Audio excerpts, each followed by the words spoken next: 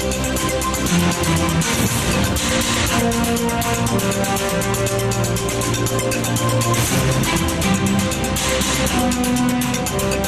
a esta hora le doy la bienvenida y quiero saludar con Freddy Carrión, defensor del pueblo. Muy buenos días, doctor. Gracias por acompañarnos. Buenos días, Liz. Muchas gracias por la invitación.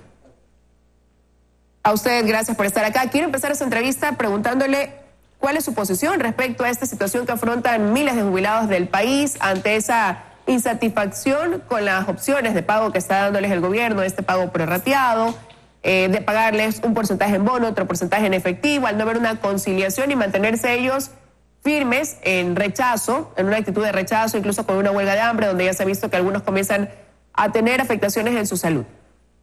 Sí, Liz, eso es muy preocupante, sobre todo obviamente por la condición en la que se encuentran los maestros y maestras jubiladas. Creo que esta es una situación que llama mucho la atención, sobre todo porque obviamente formaba parte de un presupuesto que ya había sido acordado y que se encontraba incluido. Los 350 millones que se exigen para el pago de los maestros y maestros jubilados fue parte de un acuerdo el 23 de mayo, ratificado el 28 de mayo, firmado por el ministro de Finanzas, por el ministro de Trabajo en presencia del presidente de la Asamblea como testigo de honor. Se entendía de que al firmar un documento de esa naturaleza es porque se encontraba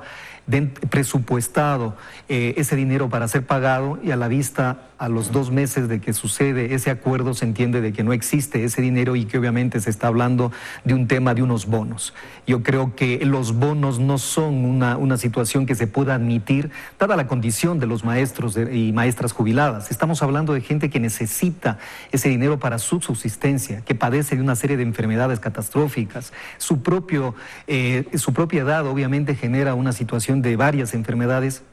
y que sobre la base de eso, pues, obviamente se necesita de que ese dinero sea cancelado en efectivo. Creo que los maestros y maestras jubiladas exigen ese pago en efectivo, han entregado su contingente durante tantos años que lo que están pidiendo no es ni un favor ni una dádiva, están pidiendo un derecho que lo han adquirido durante tantos años y que creo que el Estado ecuatoriano está en la obligación de solucionar. A mí me preocupa que la situación de ellos tienda a empeorar. Estamos hablando de que ya llevan cerca de 8 o 9 días en huelga de hambre, incluso algunos han manifestado que van a ir a medidas más extremas como una crucifixión, y que por supuesto eso no puede ser admitido. Como sociedad creo que sería lamentable y fallaríamos al país como tal de que no podamos solucionar un problema que se encontraba presupuestado. Esto no es que salió de la noche a la mañana, y que si bien este es un problema, como lo ha dicho el gobierno, heredado, eso no le quita la responsabilidad de solucionarlo conforme han sido los acuerdos que se han firmado por el Ministerio de Finanzas y el Ministerio de Trabajo.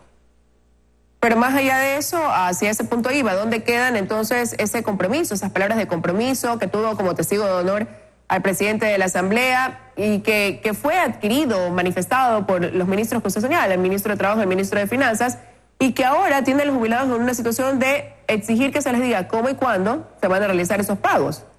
Efectivamente, y esa es la mayor preocupación, porque si hubo un acuerdo firmado el 23 de mayo, entendíamos todos los que nos encontrábamos como veedores, llamémosle así, dentro de este proceso, de que eso iba a ser respetado. Se lo hizo el 23 de mayo previo al informe a la Nación del presidente de la República, que obviamente entendemos que tenía todas las facultades y capacidades como para suscribir ese acuerdo con los jubilados y en esa manera cumplirla. No es entendible, y de esa manera pues hemos solicitado también como Defensoría del Pueblo, sobre todo porque eso es un grupo de atención prioritaria como lo establece la Constitución, de que a través de la Asamblea se exija las respuestas y sobre todo la atención debida para que se cumpla con este compromiso, que adicionalmente, e insisto en aquello, son derechos que se encuentran adquiridos por los jubilados y que deben ser atendidos. Son personas, adultos mayores, que por ende, por su condición especial, no se les puede dilatar, ni mucho menos, insisto, tratar de cancelarles con bonos, que eso no soluciona un problema acuciante que lo tienen de miles de jubilados, de maestros y maestras jubiladas del país.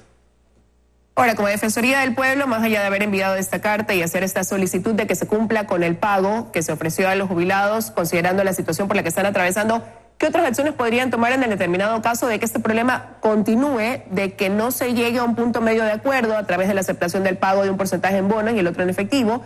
¿Qué más podrían hacer ustedes como Defensoría del Pueblo en protección de este sector que hoy siente vulnerados sus derechos? Mire, como Institución Nacional de Derechos Humanos, nuestra función, por supuesto, es determinar aquellas vulneraciones a los derechos humanos que se haya cometido por parte de las instituciones del Estado como tal. En ese sentido, en el caso específico de los maestros y maestras jubiladas, pues primero hemos seguido de cerca este proceso acompañándolos, haciendo un acompañamiento a sus demandas y sobre todo frente a las autoridades a efectos de tratar de llegar a un arreglo, a un punto de común acuerdo. Al firmar estos acuerdos que se dieron el 23 y el 28 de mayo, justamente era una posición de la Defensoría del Pueblo que se los cumpla. ¿Cuáles son nuestras competencias o nuestras funciones? Incidir, insistir, exigir, obviamente, ante las autoridades del Estado, dado que la Defensoría del Pueblo no tiene una facultad coercitiva como para tratar de imponer que dichos acuerdos se cumplan. Es una facultad, llamémosle así, como una magistratura ética, que la Defensoría del Pueblo lo exige a través de las instituciones, a través de las alertas y sobre todo de los dictámenes e informes en donde se llegan a determinar este tipo de vulneraciones y exigimos el cumplimiento. Una de las herramientas también, por supuesto, es siempre activar los mecanismos de acciones jurisdiccionales a efectos de que protejan este derecho, pero dada la dinámica y sobre todo la complejidad del tema de los maestros y maestras jubilados, al haber este acuerdo, hemos presentado y exigido a la Asamblea Nacional, bajo el control político que tienen los asambleístas, de que exija la rendición de cuentas a las autoridades nacionales a efectos de que cumplan. Creo que ese es un papel que la Defensoría del Pueblo lo está ejerciendo y, como digo, acompañándolos a los jubilados, tratando de que la situación no empeore y de esa manera podamos tener una pronta solución, como lo ha anunciado el gobierno. Me gustaría conocer su opinión, doctor, sobre esta posibilidad de que todos los ecuatorianos nos sumemos aportando a través de una colaboración ciudadana para poder solventar esta deuda de los maestros jubilados, porque hay muchos se enteran también que se está vulnerando cierto derecho al tener que cubrir una deuda de la que no somos responsables de manera directa. Eso sí, por supuesto. Yo creo que también cientos de ecuatorianos, si bien no desconocen la lucha de los maestros y maestras jubilados, el exigirle una contribución adicional cuando se entiende que esto formaba parte de un presupuesto ya previsto para el Estado como tal, y exigir ahora una contribución adicional, creo que no va a resolver el problema, porque las demandas de cientos de ciudadanos de otros tipos de grupos y colectivos también se plantearán de esa manera. Creo que la medida tiene que ser indudablemente, si esto ya estaba presupuestado, la pregunta es de dónde surge, qué pasó con ese presupuesto que estaba previsto ya dentro del presupuesto del Estado y que en estos momentos se entiende que no existe el dinero para poder cancelar. En el tema de pedir una contribución adicional, creo que no va a resolver una medida, porque si vamos por ese mismo lado también hay problemas económicos en otros diversos sectores. Por poner un tema, también tenemos problemas en las cárceles que obviamente exigen de un presupuesto adicional para tratar de solucionar una crisis de inseguridad y violencia, y sobre la base creo que también tendríamos que seguir pidiendo contribuciones. Esa no es la lógica, mucho más cuando la responsabilidad no ha sido de los ecuatorianos, sino obviamente de los gobiernos nacionales anteriores y del actual, de que esta situación se haya dado de esta manera. Ahora, usted tocó ahora el tema de lo que sucede en las cárceles, y en el mes de junio usted formó parte de una reunión donde el objetivo precisamente era poder adoptar políticas o medidas que nos lleven a superar la crisis dentro de los centros carcelarios. ¿Podría decir usted que hay, después de esa reunión y tras este estado de excepción, que ya está cumpliendo su tercer mes, que han habido avances para mejoras de esta situación? Mire, Liz, el tema de las cárceles es una complejidad, es un problema muy complejo. Estamos hablando de que estos son fenómenos cíclicos. Desde el 2007, si hablamos de hace unos 10, 12 años, el 2007 también se presentó una crisis, estado de excepción, luego en el 2010 otro estado de excepción o declaratoria de emergencia, efectos de poder no solamente solucionar un problema de hacinamiento, sino adicionalmente construir 3 centros regionales de rehabilitación social, que se los construyó bajo un determinado modelo o sistema de penitenciario. Lamentablemente, estas crisis no han permitido ni resolver ni atacar un problema que tiene que ver mucho con el hacinamiento, pero que adicionalmente tenemos que ver con un problema de política penal. Si usted analiza, desde el 2014 a 2015 hemos tenido la incorporación, la promulgación de normas penales, el Código Orgánico Integral Penal, el tema de la ley de drogas, inclusive el asunto de la acumulación de penas para asuntos de drogas. Es decir, todo eso incidió en una acumulación permanente de penas, pero sobre todo de incremento de las personas privadas de la libertad. Del 2015 al 2019, en 4 años, tenemos un hacinamiento del 40%. cuando en el 2016, de acuerdo a las estadísticas del Gobierno Nacional y a un informe periódico universal que se lo hace al sistema de Naciones Unidas, se hablaba de que en el 2015-2016 estábamos con el 1.72% de hacinamiento. En 4 años, el 40%.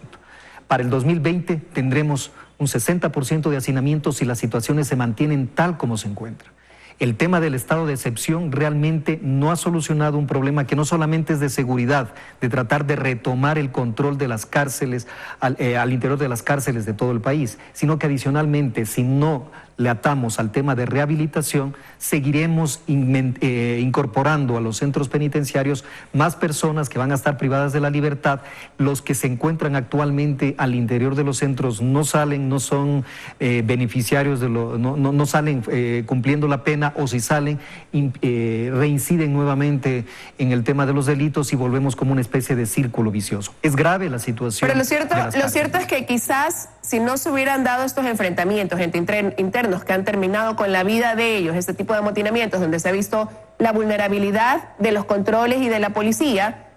no se estaría hablando quizás de lo que pasa y de las necesidades que habían dentro de ese sistema carcelario, porque la radiografía está hecha desde que asumió el nuevo gobierno. Eso es al menos lo que asumimos, este reconocimiento de un 40% del hacinamiento que podría derivar en los problemas que ahora estamos viendo, pero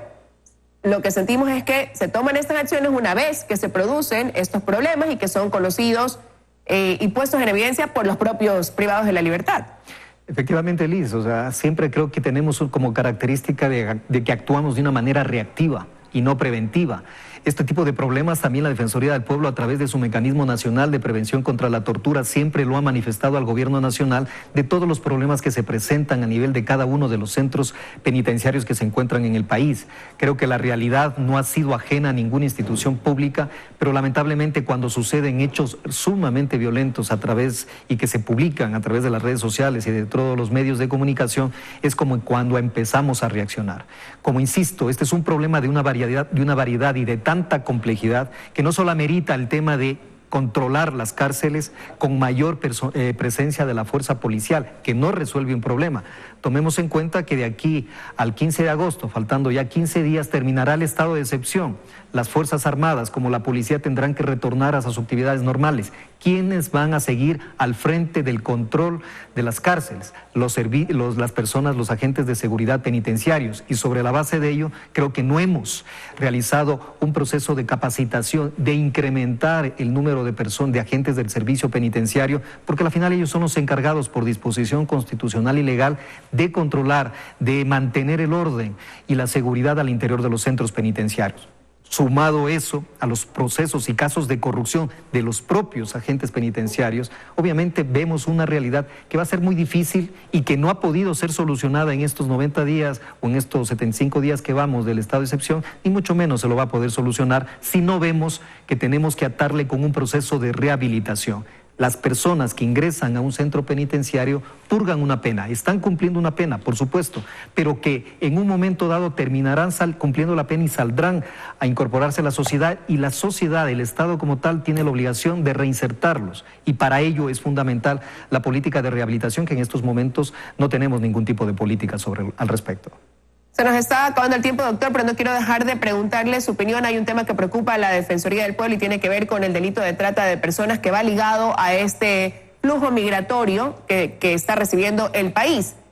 ¿Cómo creen que va a redundar beneficiosamente quizás en ese sentido el hecho de esta política que se está aplicando ahora de entregar una visa humanitaria, de pedir una visa para quienes ingresen acá y tener, como ha dicho el gobierno, una migración más ordenada? Mire, el tema de la migración venezolana es un tema indudablemente también que no es un problema del Ecuador, obviamente es un problema regional, dadas las condiciones críticas en las que vive el pueblo venezolano por esta situación de violencia de los derechos humanos. Estamos hablando de que es la población que ha tenido un desplazamiento forzado, la más grande del mundo, 4 millones de personas en 4 años, realmente es una cifra sumamente preocupante, y que en el Ecuador actualmente estaremos hablando alrededor de los 400,000 ciudadanos venezolanos que se encuentran en el país, Obviamente, al final de años tendremos, como lo dijo el presidente de la República, una cifra estimada de 500.000 personas. Eso, indudablemente, genera una honda preocupación para el Estado, para el pueblo ecuatoriano. Mucho más cuando ya se están dando ataques de xenofobia, cuando hay incomodidad, cuando la capacidad del Estado está desbordando por el ingreso masivo e irregular de cientos de venezolanos. Eso viene atado a una serie de complejidades delictivas o hechos delictivos. Cuando existen este tipo de migraciones masivas, hay regulares e irregulares a través de los pasos en frontera. Eso permite que también se incremente la actividad delictiva porque son presa o sujetos o víctimas fáciles del coyoterismo, del tráfico de migrantes, de la trata de personas, que ese es uno de los delitos más graves y que obviamente preocupa mucho al país porque a través de cuando se establecen este tipo de ingresos o de visas humanitarias siempre se activan los pasos irregulares, las mafias delincuenciales. Sobre la base de eso creo que es importante lo que ha hecho el presidente de la República en regularizar la situación de los migrantes venezolanos, pero esto tiene que ir de la mano o a la par con medidas también de seguridad en la frontera norte, a efectos de no permitir de que por la exigencia de un visado, de una visa humanitaria, empecemos a activar los pasos irregulares, a activar a estas mafias delincuenciales que empiecen